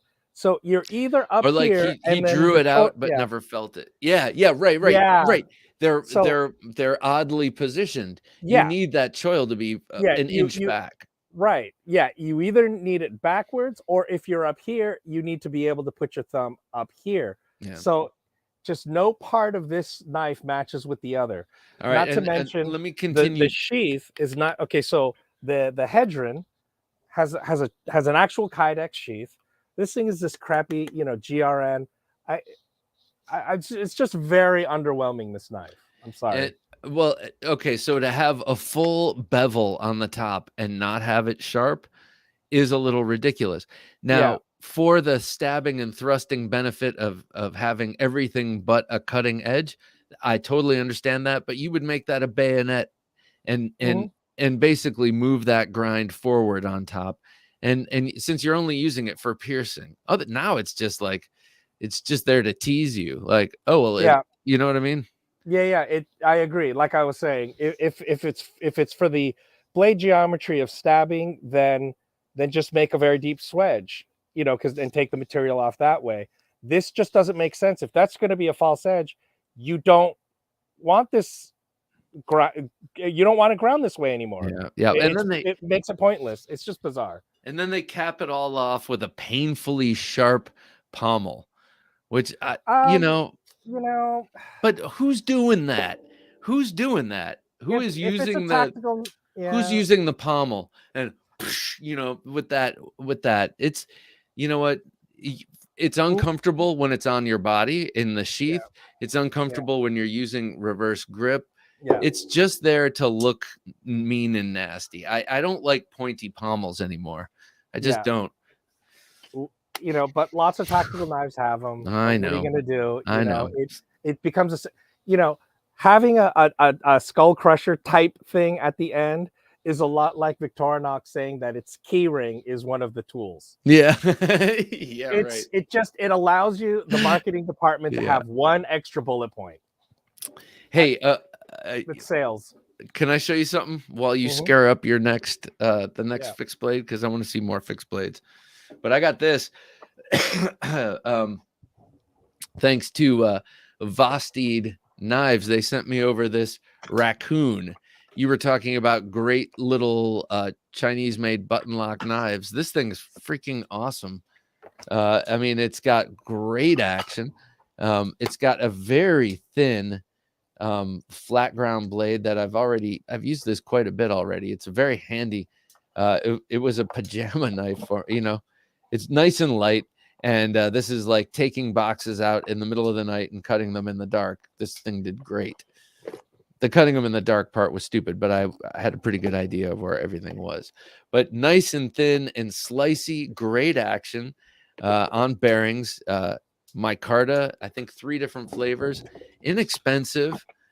This is what the deal is. And look at this. It even has a filler tab there. So yeah, they're making some great knives over there for a song. Yep. I like the Vosteed. What do you got there? Well, one of my favorite is the Mojave exclusive Deadpool colorway of the. So as you can see, I like burgundy. So my dad taught me to love burgundy. So I've got the burgundy suit. That's why I had my mini Adamas with the burgundy micarta. This is a red, but again, a red, a dark red, maroon, wine, and yes, burgundy. All kind. Yeah, it's similar-ish, and I just love this colorway. This is a fantastic little EDC sized fixed blade. Now, look at the ergonomics on this. Yeah, that looks nice. Somebody held this when they designed it. You see, I mean, it's just perfect, right? Exactly the opposite of this. Whatever that is. Debacle. That is a design of. Well, I don't know. I'm not gonna say that. And again, I unlike a lot of one thing you and I are very similar is someone mentioned in your comments 3CR all the way to you love all knives. I'm the same way. I particularly love very, very budget knives because it's a lot like with motorcycles. They say it's more fun to drive a slow bike fast than it is to drive a fast bike slow, Oh, right? yeah, yeah. Likewise, when you pay a lot for something, you have way higher expectations. When you pay a very budget price and you get something that's better than you expected, Yeah. I get a lot more enjoyment out of it. Yeah, yes, I do know what you mean. I've You been know, experiencing that. when I like, that's why I love like what you were showing with the Rough Riders. I love Rough Riders. They're just tremendous value. You know, I'd say a slightly above average fit and finish again Mhm. for the price, and just astounding value. Yeah. And especially with the bigger stuff like axes, machetes, big Bowie knives. You know, 3CR, 5CR, it's not so terrible because then it's going to be less chippy. It's going to be more Mhm. tough. You're probably going to brutalize those kinds of tools more so than just an EDC size thing, you know. But again, the ergos are perfect on this. Here's another. I like the way Um, the edge on that terminates at the ricasso with no safety measure. It's just but it is safe though, you know. In yeah, other yeah, words, because by it's low yeah, down enough. Yeah. exactly. You know, almost like the way chef's knives are. So Yeah. again, there's so much. They got so much right with this. Darren Um, Urbanovsky of American Kami. Do you know him? Darren Urbanovsky? Kami meaning no, Kami, the maker of kukris. But he was an okay, American custom knife maker, and all of his knives did that terminated that with that edge at the ricasso. It was pretty yeah. cool. Like for example, Schrade. I don't know why their fixed blades have enormous ricassos. Oh, yeah. The grind starts an inch away from the Yeah. end of the handle. I don't know why they do that. The Beard of Um, Doom. Good to have you here, Beard of Doom. Agree 100%. My favorite bike in my stable is a modded Honda exactly. Monkey 120. I'm telling you, those 125cc bikes are a ton of fun because you could just open up and just you hear that tiny little engine. And when you're hitting like, you know, just even 50, you know, because in LA you can never go that fast anyway. I mean, you're just never you're racing the red lights. It's a ton of fun to get that low end torque, and you know, so that's kind of how I feel about that. When you're driving a multi, a 20, 30 grand Italian bike, you expect a lot from it, you know, and then when it comes to repair, there's only two people in the entire LA that fix Italian bikes. So they Oh, get to charge whatever the hell they want. right, right. Jeez, Anyway, go ahead. that seems unlikely. It seems like in Los Angeles there'd be a million places to have your Ducati serviced. Yep. Two. This is that Rough Rider, the Yeah. Black Mule Bowie. Do you have this one? No, not yet. I I got the old timer one, and it feels really cheap. So Yeah, yeah. I'm hoping, I'm expecting a lot more from the rough. I kind of want to get the whole family. I had put it in my cart at one point, but not yet. Yeah, go I ahead. have learned that just in my research that not all Rough Rider Bowies are created equal. First of I all, see. half of them are made in Pakistan, and I just will not get Pakistan knives. Uh, Okay. Yeah. and that's I have something to say about that, but go ahead. Yeah. um, uh, so, and then they make some Chinese. This is made in China, and they have one called the Highlander Bowie that doesn't look like a Bowie. It looks like a long fighting knife. It's pretty cool. And I was like, maybe I'll buy that for another cheap fix.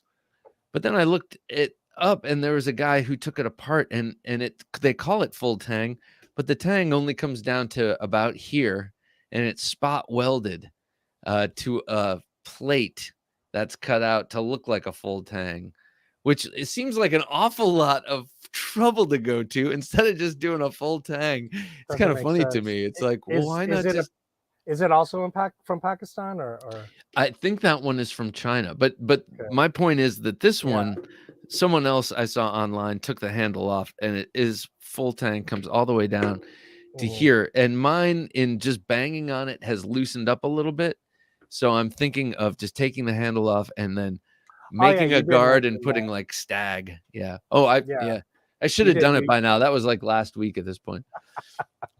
um Jim, what was that speaking of comment? Oh, sorry. Pakistan, yeah, go ahead. Go ahead. Oh, no. I want to hear about this Pakistan, but Speaking of there was a Pakistan, okay, so I wanted to be contrarian, right?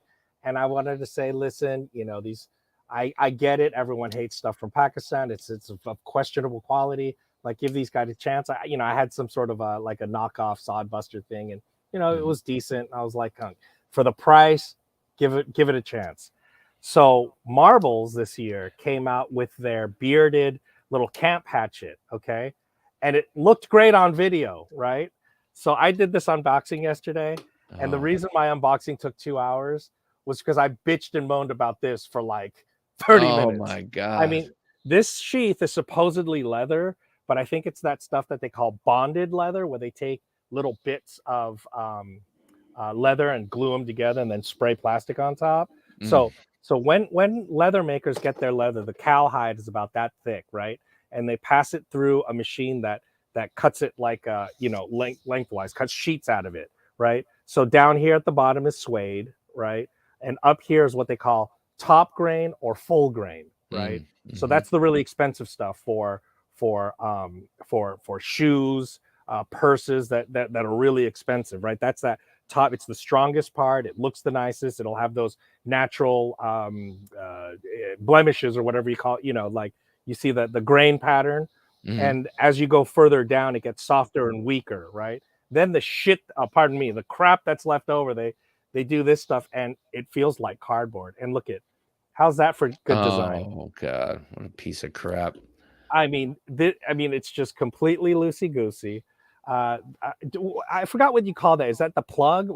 I mean, just look at how badly set that is. They epoxied it in. It doesn't. It is just astoundingly bad in every sense. What did you pay for that? I was like 20 some bucks. I mean, again, well, it's affordable. It's affordable, but for 20 some bucks, Rough Rider would do twice as good. And what's truly atrocious is what I realized is I was like, oh, okay, well, at least they got it right. It's convex. It's okay. What I realized they did is it's sort of ground, and then just right at the end, they just sort of put like a tiny little bevel on it. I mean, it's not even fully sharpened yet. I'm gonna have to take a couple hours and a file and try and get an actual edge on this thing. I mean, they put this like. But will you? Will you have to? No, I'm not going to do it. I'm going to have to, but I'm not going to do it. It will feel good to return that. Really? You think so? Oh, yes.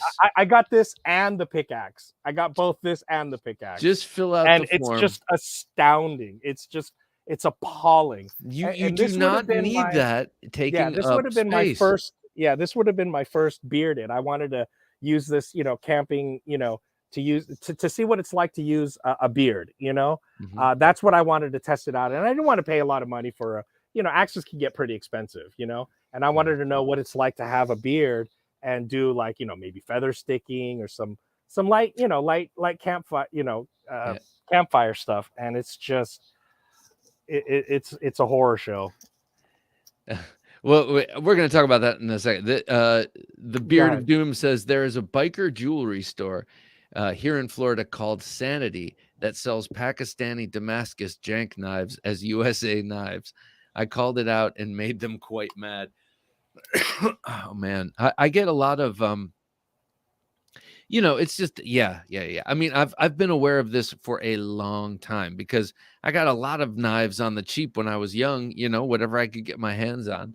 And I just started noticing that you could never sharpen the ones from Pakistan. And I'm sure they've gotten better. I'm not as young as I once was. I'm sure they've had a chance, just like Chinese knives have gotten amazing.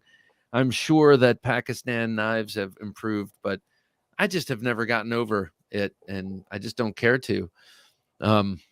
But yeah, that you can really tell with the Damascus too. You just run your finger on it, and it's like a topographical map. Yeah, Outpost 76 has a great video. You guys got to look up. I got a $25 Pakistan Damascus blade, and eventually he was doing all the tests for it, and he's like, I don't think they even heat treated this. He took it and bent it with his hands. It was just my God.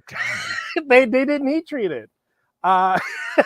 It's very humorous. It's very humorous, but in a horrific kind of way, in a dark comedy kind of way.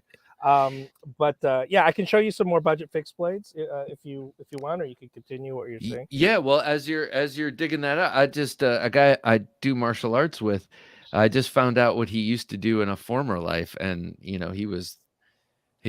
doing incredible shit, being dropped in the jungle at night, and he was in a place where well, he was in the Philippines, and he said that there were people who would follow them in the jungle and pick up their brass and melt it down and make knives out of it. Like Sure. people will make knives or those kind of implements out of anything. They don't have to heat treat it necessarily or have a hardenable substance even to do it with.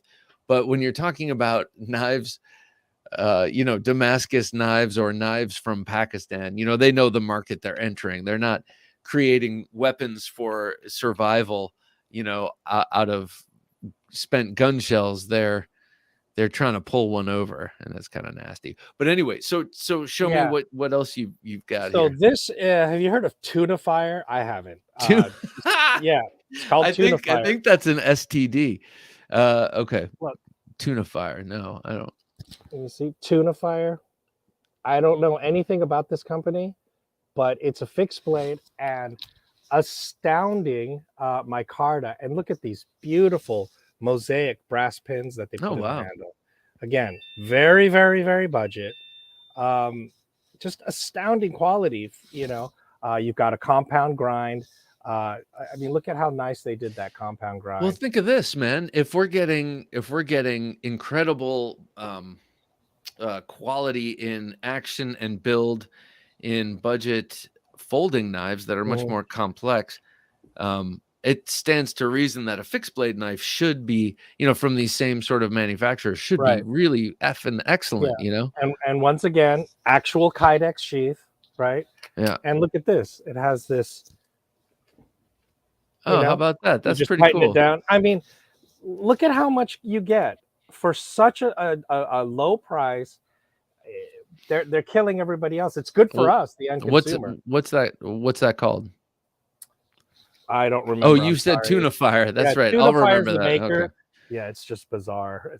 I don't know anything else about this company. I could research, but they're trolling with that name. Oh, really? I mean, can't see the comment. So yeah, I mean, just impressive. Impressive quality. Good ergos. It's D2. And then I think you mentioned this. This is the Sencut Waxahachie. I don't know how to pronounce it. Waxahachie. Yeah. Again, micarta. It's just for such a budget price. This is because these days I'm kind of over the whole folding knife thing. I don't want to tell you how many I have, but I have way too many folding knives. Yeah. And now that all these companies are coming out with these budget button locks, now CJRB is getting on board. QSP put out the Osprey. You've got all these companies jumping on board now. That's all I need. Give me a micarta button lock and Sandvik. I'm happy. I don't need much more knife than that, right? Because I have done more hard use jobs, but for the most part, I'm just not like cutting open tons of boxes all the time. It's just sometimes when I'm in the warehouse, but otherwise, I'm just not gonna. I'm cutting thread and tape. Cutting, breaking down pizza boxes. It's just I don't need, and I have so many knives. I'm always rotating them in and out, and I have been known to carry around 8 or 9 knives too, because if you count like I have the SOG keychain knife, on my keys. I carry a Sax Spartan. The little Tonto. No, it's shaped like a key.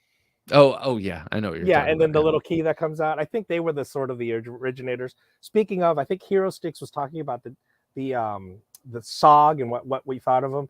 Yeah. Remember, GSM that bought Cold Steel just recently bought SOG. We'll see what happens with them. Maybe they'll go through another rebranding. This was the result of their first rebranding, and everything's good about the knife. I definitely EDC'd it for a while, but then I gave up because it is astounding that they decided. Do you see this loop over pocket clip. Yeah. There is so much room up there that it'll catch material in there and become impossible to extricate, that Yeah. you It like looks like literally it. have to peel this up just to get it out of your pocket. It's atrocious design, this. And I can't remember who said it, but they were saying little small things is it's not a small thing when it comes to knives, because we have so many choices. Yeah. A little tiny thing is more than enough for this to get shelved. Oh, I'm yeah. always going to choose a different knife that doesn't give me hell, because there's a lot of things I do like about this knife, you know. Yeah. It's got a It's got good, nicely shaped blade. That's the it, terminus. I love, yeah, I love this type of shaped knife. The grind is good, it's sharp, the action's good, it's a fun knife to flick, etc. But when I went to get it out and it just stuck, I was just like, no, I cannot do it. I got the tuna fire once. My girl cheated on me home from spring break. Needed a shot of penicillin. Yep, there you go. I Honey, and that's got the another tuna thing. fire again. I once, okay, now it's time to work towards too many fixed. Yeah. Yes, exactly. I am gonna do that too. You know, They're less expensive, but they take up more room. That SOG pocket clip looks like a candy cane. yeah, it's just I don't know why more people, like when this came out, everyone was raving about it. So I was like, oh, I got to check it out. It's I've so only deep. seen one person review it and say you can't get it out of the pocket, because I went and checked again. Like, did nobody want to mention this? And sure enough, I only found, at the time when this came out, I only found one reviewer, very, very small channel, talk about this is a problem. Like, you can't get it out of your pocket. I've asked other people, and they said, oh, no, I haven't had problems with it. Because they Maybe, never carry it, man. I don't know, but you know, I warn you, Hero Sticks. Don't mess with the terminus. It's just that makes it a flop. I'm thinking of literally hammering it down. It's funny. It's funny because I have that very knife, and I got it from Knife Rights a couple of years back, and I have some gripes about it, having to do with the XR lock and all that. But I never noticed anything about that clip because I've never carried it. I have it. I've used it. I got it as, it's a memory piece that I keep around, but I've just never carried it. So, I mean, that's why I don't call my knife close-up videos reviews, is because not all of them are knives that I've carried around enough to be able to recognize certain things, like maybe that. Yeah, I mean, so I EDC this thing too. So What is that? it's a Kershaw slip joint, but it's got this excellent nail clipper, and it's nail clippers. I know it just sounds but to me, this is urban EDC. I'm not a survivalist. Yeah. I'm not in the forest, even though I live right next to the Griffith Park, which is essentially a forest. But I don't go that way, right? I go towards the freeway, just a couple blocks that way. But it is so. I mean, because the problem is, those cheap nail clippers that we usually get. Eventually, the spring in it just eventually it gets to the point where it doesn't cut it real clean. Mm-hmm. And this cuts it absolutely clean, and nice little file and fingernail. I'm that's kind of what I cover in my thing too, just more realistic urban city carry. Which that right there could be good for a fisherman too, right? Don't anglers yes, absolutely. Yeah, they sell lots of clip it tools, like Gerber has the clip it line management system tool, and they have their own kinds of clips. And for cutting line, you want that clean snip, and so that absolutely would work for that. So I mean, I like this. I think it's overpriced for what it is, but for having such a good nail clipper, it's just, I find it convenient to have, and it's just simple. You would also, that's Kershaw, you said? Kershaw, yeah, it's just a simple. I was gonna say, you could also imagine that the heat treat on their nail clippers is probably better than the Revlon you get at CVS. I got a Revlon one, and the plastic thing broke right off. It's just, it's annoying. So this is serving me better now at this point. And I picked this up. This came out this year from Ontario. Oh yeah. This is their overseas stuff, not their made in USA stuff. And it was, I swear, I think it was like $8. Super, super inexpensive. And, it's a bread knife. Yeah. I For have a bread camping. knife. Yeah, I have a bread knife at home, but honestly, I don't want to have to get up and go, get a bread knife sometimes. I just want it here. You And just want to sit in your chair and feast on that baguette without having. I'm like that, I like.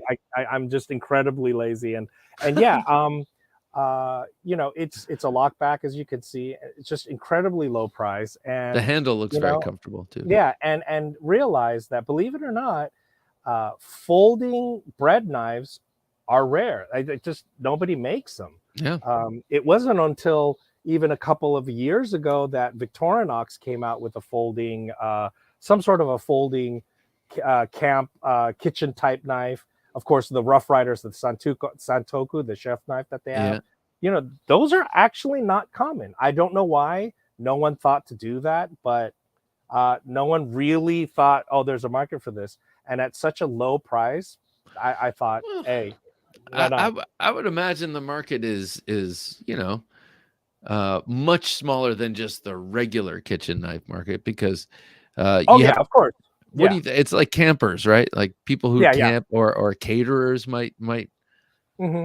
If I were a caterer, I would have the coolest set of knives that I would show up with. Sure. Yeah, there isn't a big market for it, so yeah, it's understandable. But I do think it should. I think it should be a thing, and I think it's becoming that now, because once Victorinox did that, a couple other companies have now come out with folding versions of, kitchen camp knife type. That I think that's going to become a thing, and Yeah. it makes sense. I'm sorry. Can you go back to the last comment, Jim? Yeah, Five Door Steak. Good to have you here, man. He said, I have the Victorinox clippers on my key ring. Definitely recommend. Yeah, you figure companies that specialize in cutting steels and heat treating cutting steels are the probably best for. I mean, these are those dead cells are pretty hard to cut through. Hero Stick says, I think that all knife makers, especially those that are producing in volume, should have a simple checklist of things to avoid. Yeah. That'd be wise. Have you thought about that much? Hero Sticks, I agree with you. I've put a lot of thought into that. It's just like, shouldn't there be a Bible, like a knife maker's Bible? Like, don't do this. Remember, when you're doing this, don't do that. There's just so many simple mistakes but I think the reason why that isn't done is because there's such an alchemy to design that when you add here, you take away here. So when you move things, it shifts the whole system. Yeah. I think you were mentioning it with the Orion knives, that when you start switching things around, everything has to change around. I think David Cam was talking about David, that. yeah. So, and I think that's the reason why. Yeah. Well, yeah, and also like well, designed by committee, and I'm sorry, I lost my train of thought on that. Sorry. Speaking of which, hey David, I picked up Huh? I picked up the Ontario, inexpensive, but does have some Yeah. play, the one I received. And they I came didn't even check it. Yeah, it's true. There's a tiny bit of play. Yeah. and they had a different they had a second blade shape too that they offer They in that have line. 3, I believe. They have the bread knife. Yeah, I think a cleaver, and then like a chef knife, I think. Something like that. Hey, David, I'm not sure if you were here earlier when I did the pocket check, but the Scorpio was my emotional support knife today, and brought the calm. So, Yeah, I got to know handle the Scorpio at Blade Show. awesome. When I met with David, and I was like, I can't wait for this thing to come out. Again, Yeah. budget, button lock my Carta.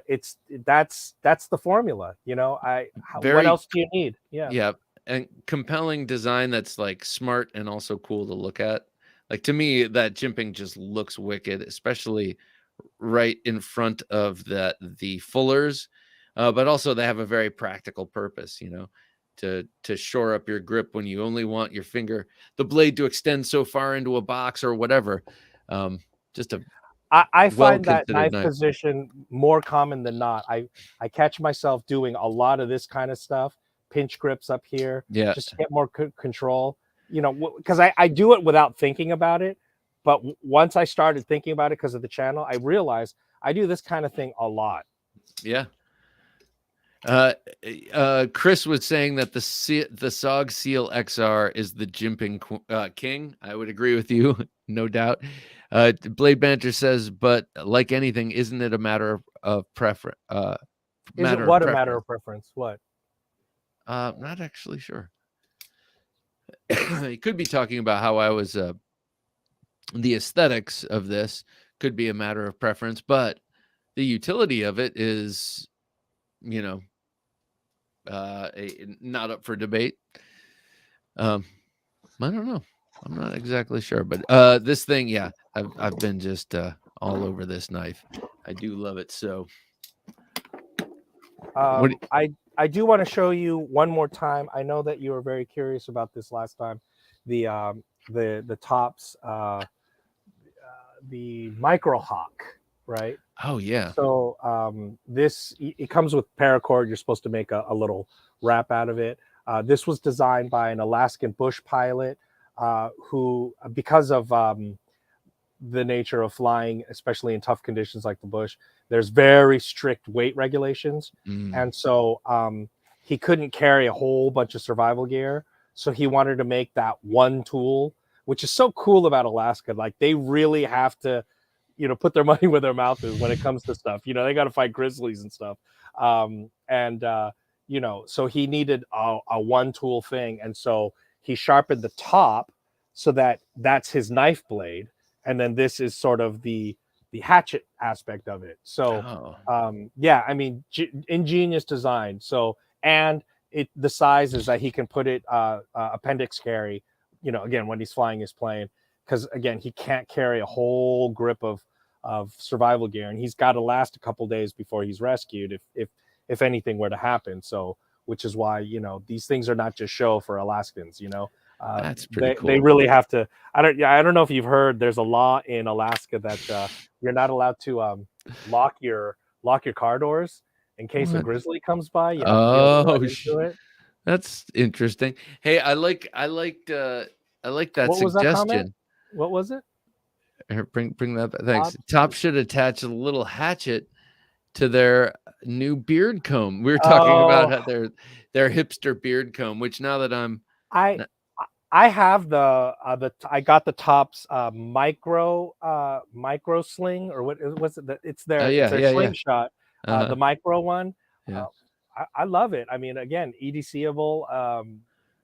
I just love my Tops. car to handle. Yeah, I really. Well, you know, this is I make it on your show. I make it seem like I only have a couple knives when in fact I have a ton. But this lives by my bedside. This is still after this one, yeah, you know, after all this time, this will be my go-to knife. You know, you've got basically almost like a hatchet here. You know, you can do your feather sticks here. You know, it's just you can do your traps with this notcher here, and it can also be, not that, you know, I recommend it, but it's got the lashing holes if you need to create a spear out of it. You know, it's glaive. Yeah, and then, you know, of course, your bow drill, you know, thing here. So, I mean, this would be, well, and your favorite, the Skull Crusher. Like I said, these things they're, you know, and the way they did this, this is scientifically what's most ergonomic. That having that is what makes something feel ergonomic to the hand. That's just what they found. So having a deep recess here towards the front is what the human hand wants. Yeah. Who's the designer of this again? It's EJ Snyder. EJ Snyder. It's the SXB, the Skull Crusher blade, maybe? Can't remember. Skull Crusher Extreme Blade. That's what it is. Skull Crusher Extreme Blade.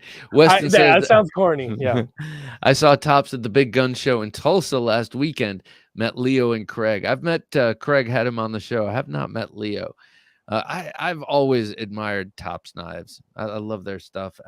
I've sold off some Tops in the past that I kind of regret getting rid of, but whatever. And that's why I only recently got these. That's why I only recently got the Izula 2, which is my first SE, Oh yeah, because anytime I go to get an outdoor knife in 1095, I'm just like, why wouldn't I just get the tops instead of the yeah, SE? To me, the SE is just, it's boring. Not that that's a bad thing, right? yeah. Boring is oftentimes good because it's a proven shape, Yes, yeah, yeah. I'm But with you though. I'm into novelty and gimmick. Give me novelty Yeah, and yeah. gimmick. Yeah, I just it doesn't. I need the variety. Yeah. It doesn't get the heart racing. Yeah, exactly. Yeah, yeah. It does. It just seems SE just seems a little boring. I do have the expat is it the, no the expat knives. I think it's a machete. I'll have to look Oh for it, but yes, yes, yes. the Made by Essie. SE, exactly. Expat Knives has SE make it for them. It's I believe it's micarta 1095. I'm blanking right now what it is. I think it's like a mini machete, I think. Trying to remember. Yeah, I'm sorry I'm for kind that. of Yeah. remembering that. Yeah. Yeah. I have several crates full of it's embarrassing how many I really just need to Several not. crates. Yeah, I've slowed down a bit though. Have I really? Essie are definitely user knives with great warranties. Yeah, Yeah, I but again, tops, same thing. They'll even and it's hand sharpened, and I believe they'll sharpen it for free. Isn't that right? I'm not sure, but their blades are so sharp. They do such a great job on their sharpening. Man, I love tops. What do I have out from tops tonight? Only this one tonight. The Express, the Zabo Express Double Edge. This is a new one from them. Oh, it's so good.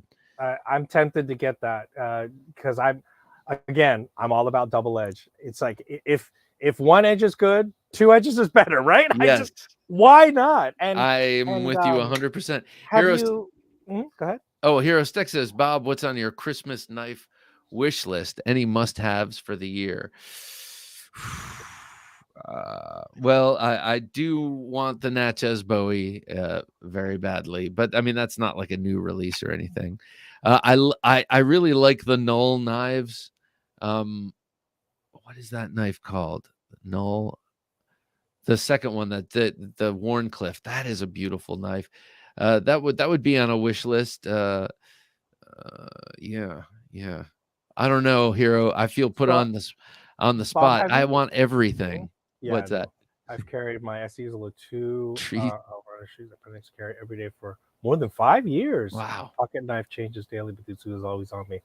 Yeah, again, I'm not saying I have a problem with SE knives. I got the Izula 2 recently, and I can see that simple design. Yeah, it's a proven design. But to me, it's a little buck 110-ish. It's like, yeah, the buck 110 is a very, very well attested knife. To me, it's boring. It's yesterday. I'm sorry. But I was going to say, Bob, have you heard that originally the buoy, the clip point, was sharpened? Have you heard about this? On that And particular knife? no, the original design, Oh, okay. the back in the day in the 1800s, Yeah, yeah. that they would sharpen this top tip because so dueling was still big, of Yeah. course, right?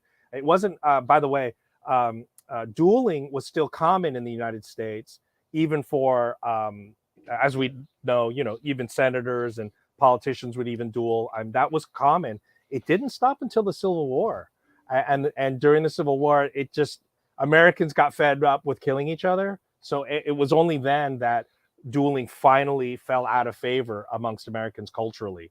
But it really lasted right up until then. And so buoys were popular and widespread because there was a whole knife fighting art behind it. Yep. And they would sharpen this edge, and they would do so extend, and then they would do a flip. Sorry, I'm off camera. They would flip it over and get that little nick. Yeah. They would nick you with it. So there was a whole art to this design. I mean, but the clip does not. I did a video on this recently about that back cut using backward flick, and turns out you don't really need it sharp like with an edge. A zero ground edge works great. Even a just like narrow swedge, something about that hooking shape, it's devastating, and you can break bones if it's not sharpened, or you can just gouge, and it's like a gouge and tearing kind of cut. Yes, those Papa Bear knives look awesome. I would love to get my hands on a pair of those. Recently made aware of the belief that giving a knife as a gift is a sign of cutting ties with the relationship. That's correct. I know that's Blade part of the Banter. He's Chinese, and I was going to say that's a part of the Chinese culture. That's not part of my culture. So I give knives readily without. Yeah. But the thing in the that I was give told, knives. the thing I was told is that if you do give the knife, that the other person gives you $1. And when you make that exchange, it nullifies the severing of the relationship. Oh, cool. But I never go by that, just because I it's had like, never heard that. That's cool. yeah. Because I had a boss when I was in New York, and she was a Chinese woman who grew up in South Africa, and she was incredibly cultivated. And I gave her a Legule, a French folding knife, Sure, when I left her employ, and she's like, "Oh, Robert, now I must give you $1." And I was like, "What are you talking about?" And she explained that whole thing to me, and I was like, "Oh, that's cool." Yeah. I think you're as men, we're not supposed to gift shoes to women because they're going to use it to run away. So you know. and so instead you give them stones and chains to hold them down. No. Yeah, but in Korea, all women carried a knife.